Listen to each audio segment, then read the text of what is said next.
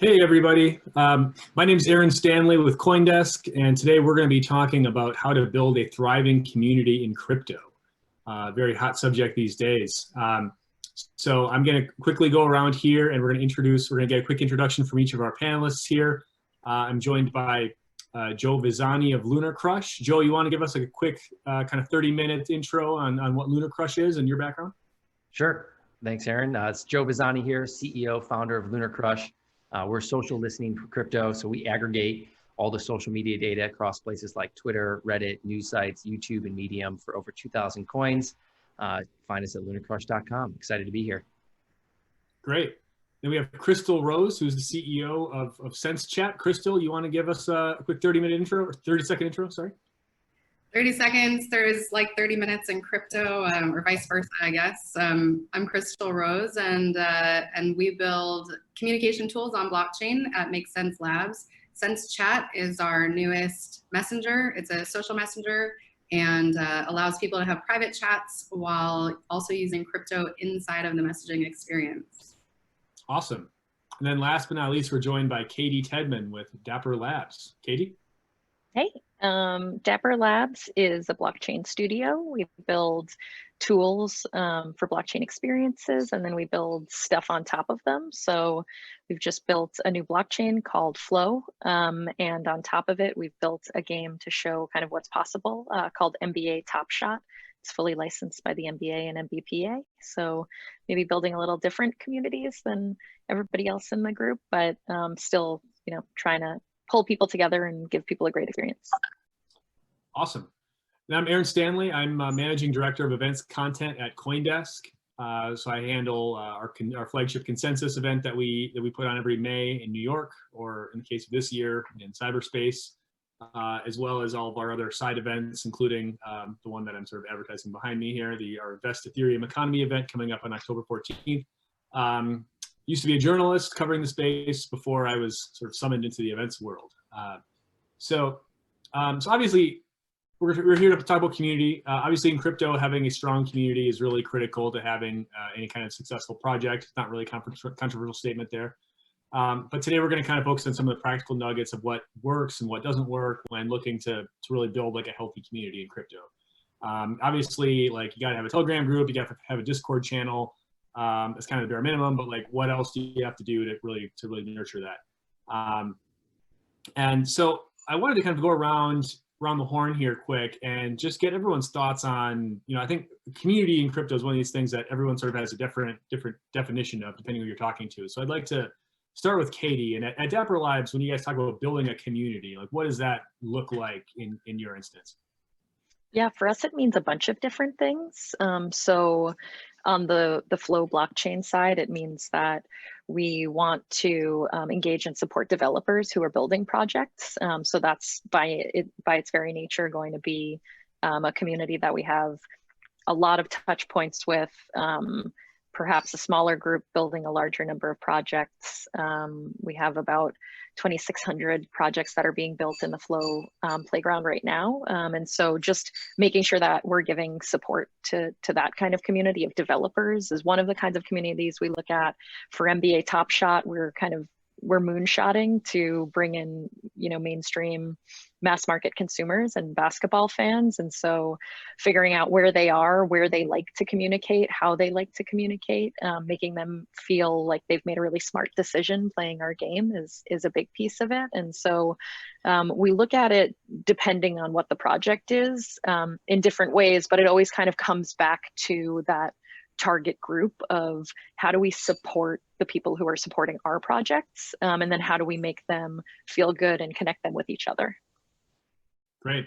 And Crystal, what about you? In your sense, with running a messaging app, it's a bit of a chicken and egg problem, I suppose, in that if you don't have a community, you don't really have like a product at all. So maybe talk a bit about what that community context means from your vantage point. Well, so our industry has a pretty finite number of users as well. So Caty's right, it's about mass adoption and it's about the mainstream audience. That's the golden egg for all of us. But when you're saying initially it's a prerequisite for any crypto or blockchain-based project to have a Telegram group and a Discord group. That's actually part of the reason why we made SenseChat. We feel like our specific industry needs a tool that services what we do.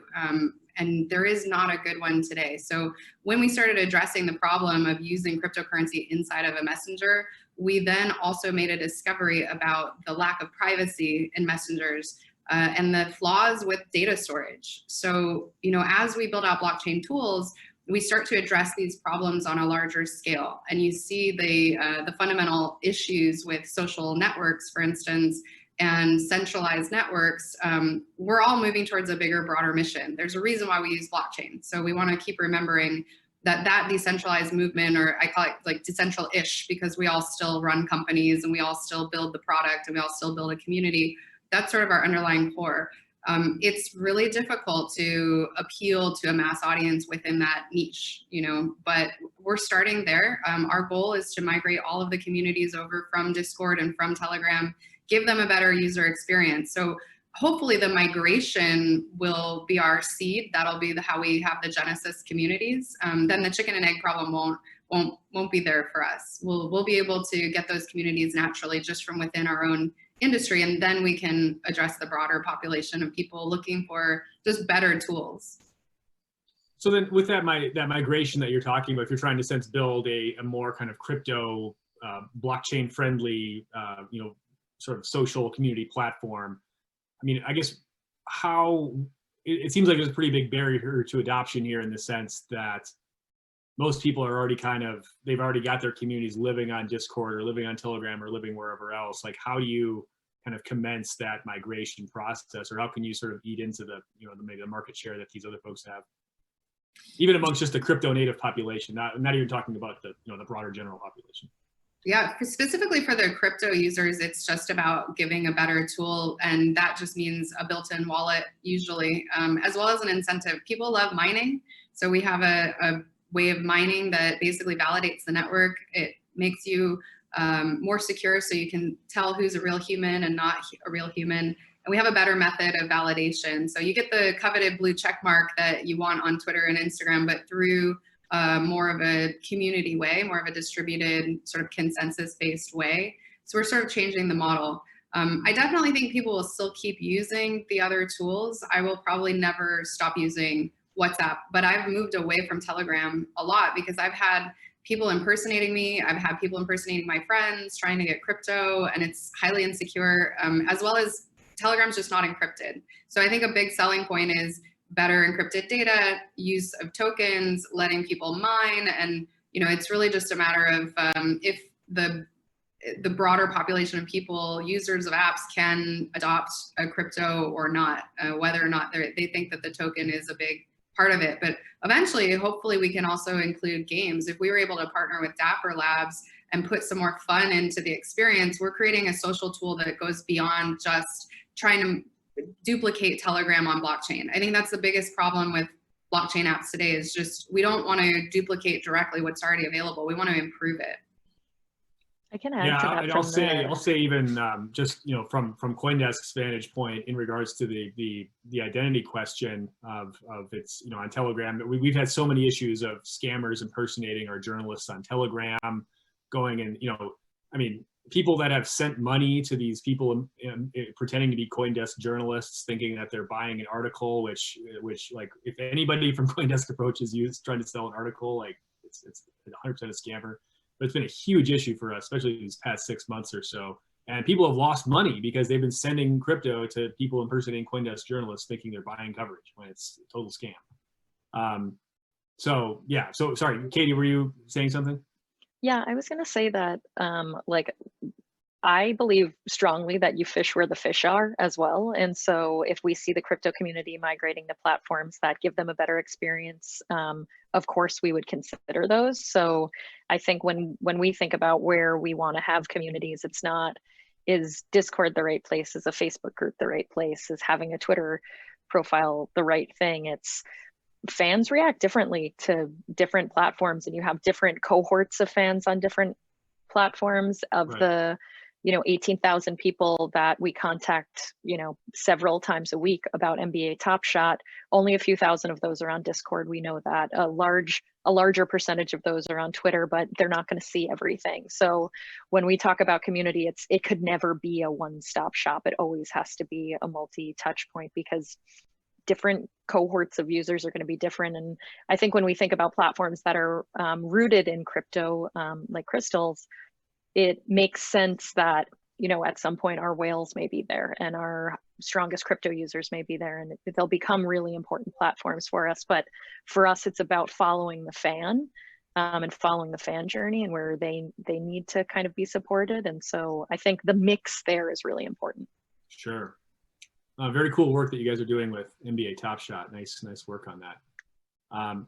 Let's turn over to Joe here. And Joe, you sit in a pretty unique position, I would assume, with a unique vantage point, having this whole dashboard, this platform that kind of gives you access to social metrics for 2,000 plus coins.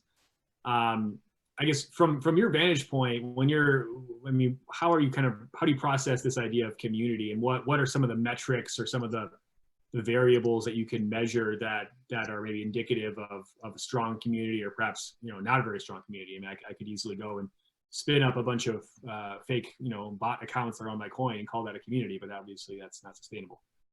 So yeah, love your thoughts on that.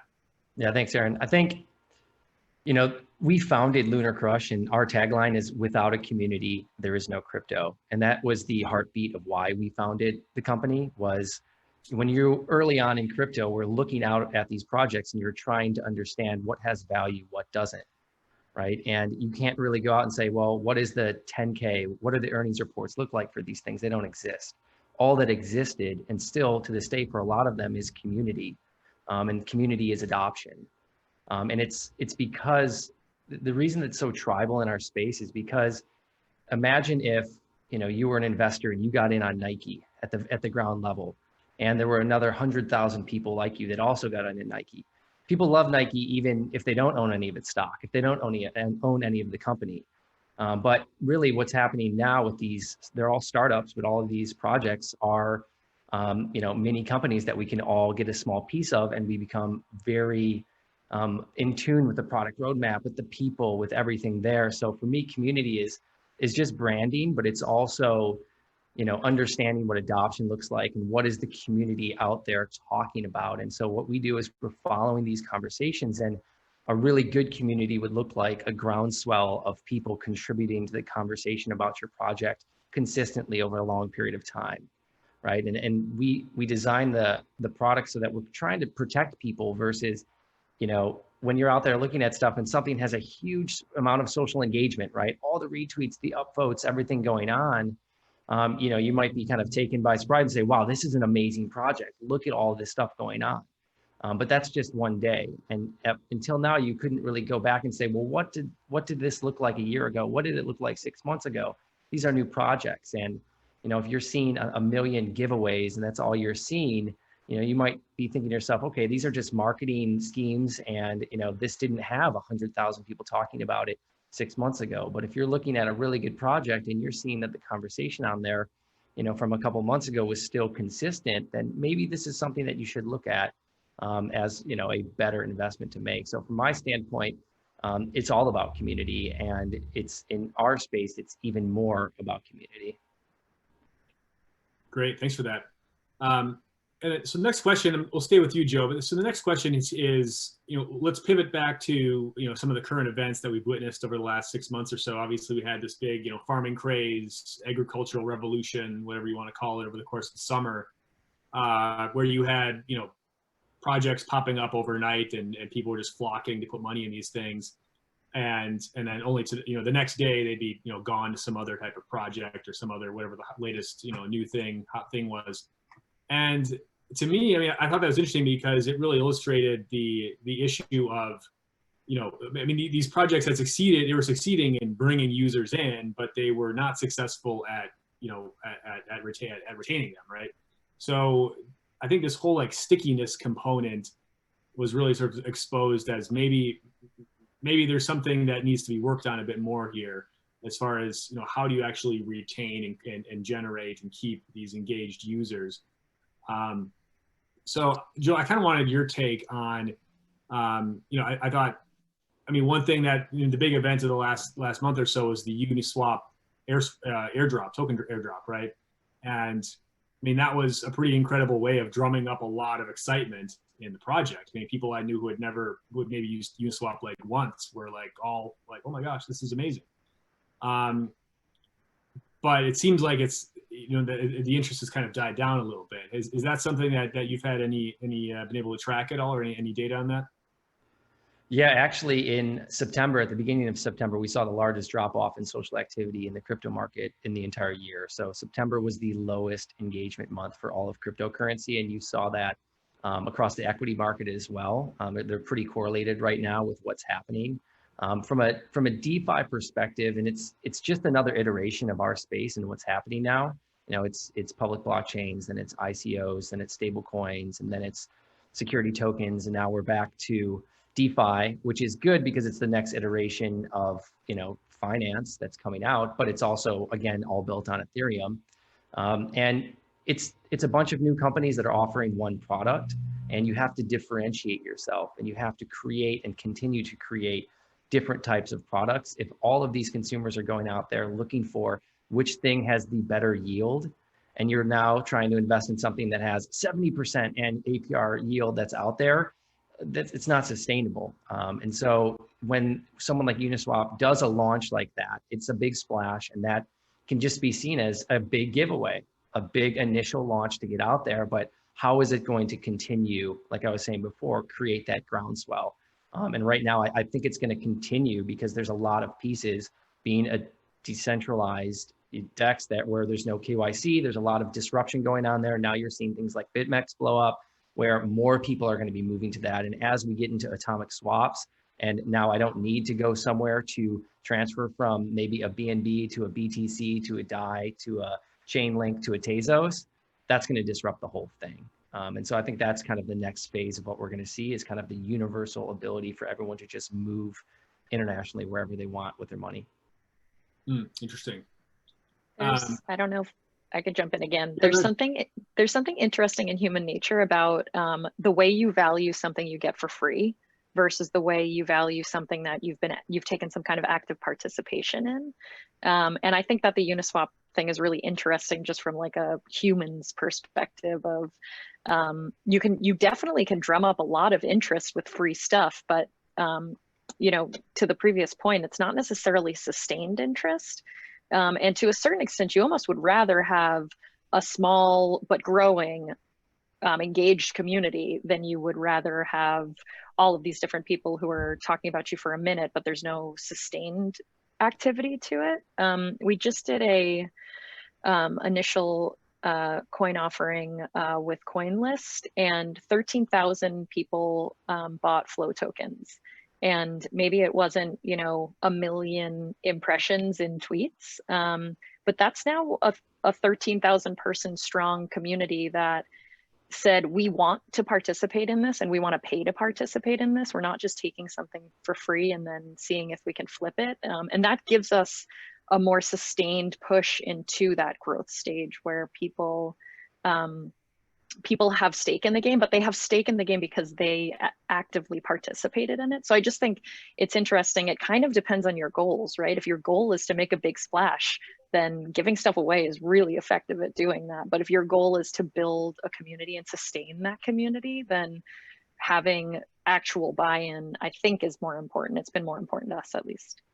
Can I just add one thing to that? And what Caty is also talking about is the micro economy that has been created now. And we talk to a lot of projects, and we bring a lot of projects in our live streams. And it's always insane to hear that how many people are working internationally for these projects that are not paid, right? They own some tokens, they do some stuff, but they'll do translation, they'll do marketing, they'll start Twitter accounts, they'll moderate Reddit, they'll moderate Telegram, they'll do all of these things, and they're unpaid. Where else have we ever seen anything like that in the world, is outside of volunteering or giving your time? And it's because of the new micro economies that we're creating with these projects, which is amazing.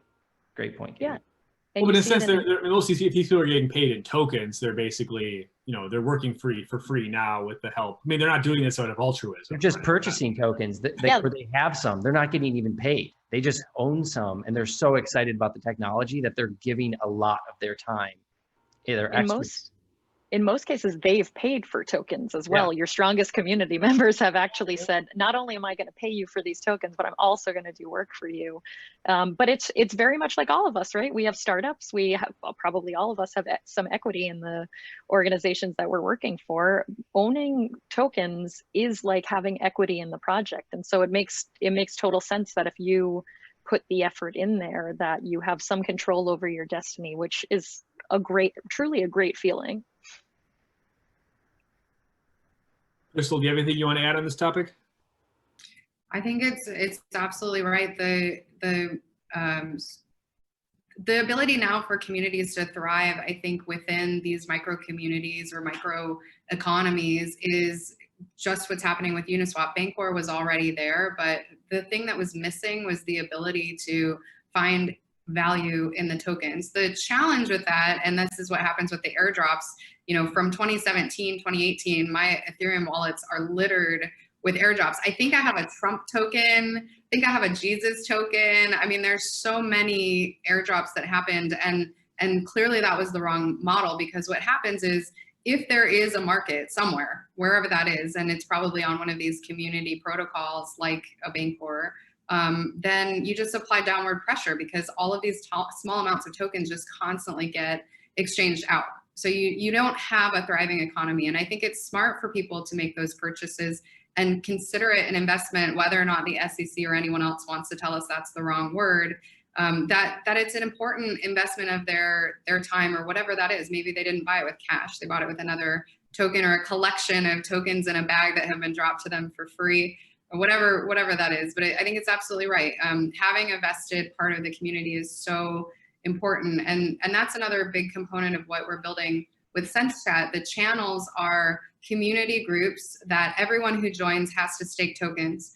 We wanted to make it so that you can't have like a Telegram group full of bots where it's just overrun with bad actors and overrun with people with bad intentions. It's really just people who have stake in the game. And that's one component that I think is missing from the other platforms. And I'm a user of all of the platforms that have crypto groups. They're just missing that one element. So as long as you can put the token, wrap the token around the experience in the right way and not use it as just a lure, as as you're fishing people into the project, I think it's a really valid use.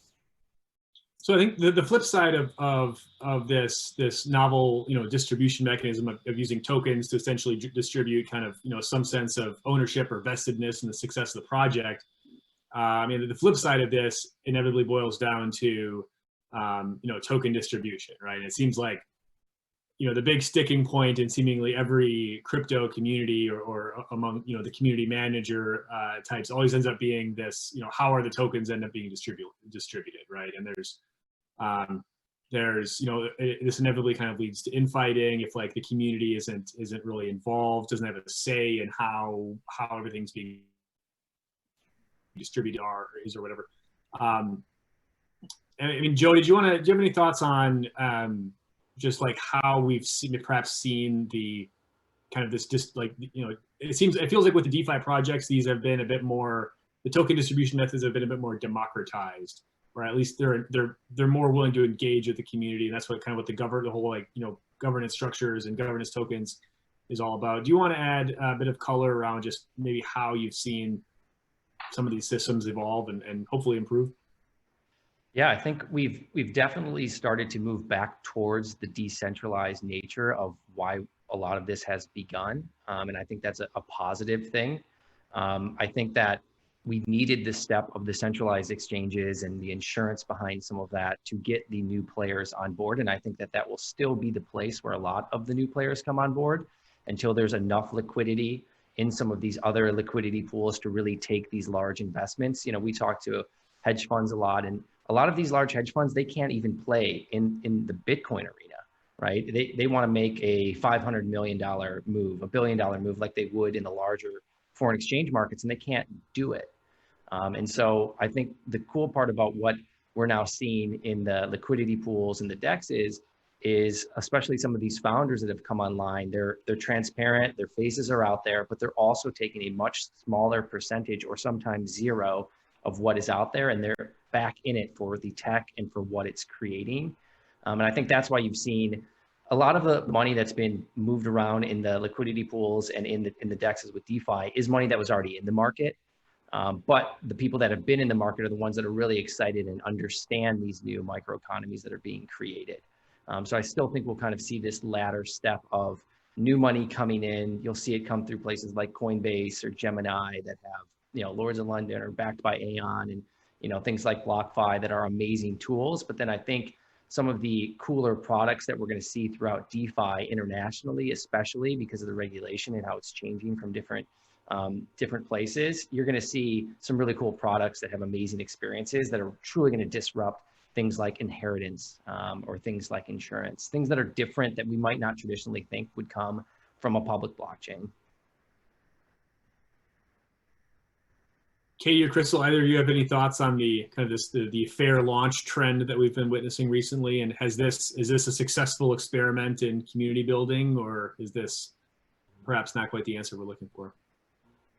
Think of the word DAC and kind of going back to the decentralized autonomous community and the thoughts around that. I don't know if you're familiar with the project, sort of, that was coined by Dan Larimer, who, you know, his most recent project is Voice, previously EOS, previously Steemit, which is now Hive, previously BitShares. We can keep going on, but his methodology for decentralized governance, I think, is still something I'd like to explore, but we've seen a lot of projects try and fail because ultimately you still need a council of people who are making decisions, and you need voting. But I think it's interesting to watch the iterations continue to happen with different blockchains. Delegated proof of stake is my favorite attempt at creating governance around an entire chain, which was the EOS blockchain. And I participated in that as a node operator, the only all-female node operator on EOS. We were called SHIOS, with the she in EOS.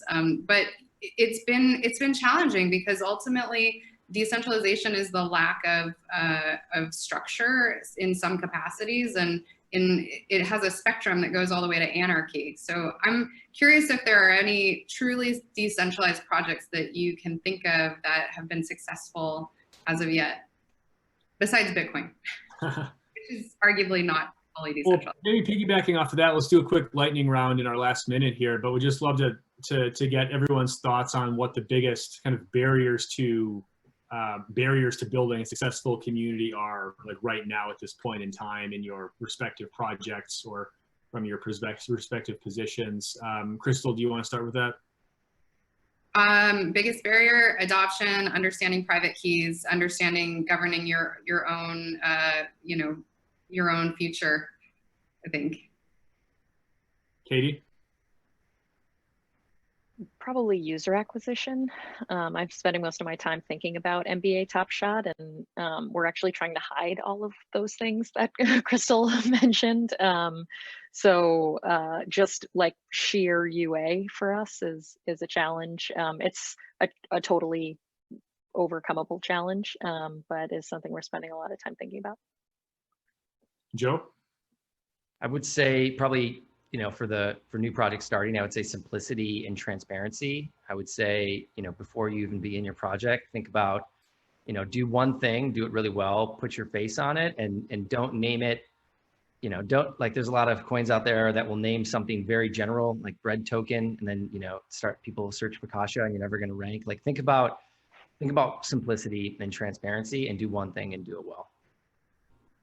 Great. Well, thanks to everybody for joining us. We're out of time, but it's been a great half hour here. And to everyone viewing, enjoy the rest of the conference.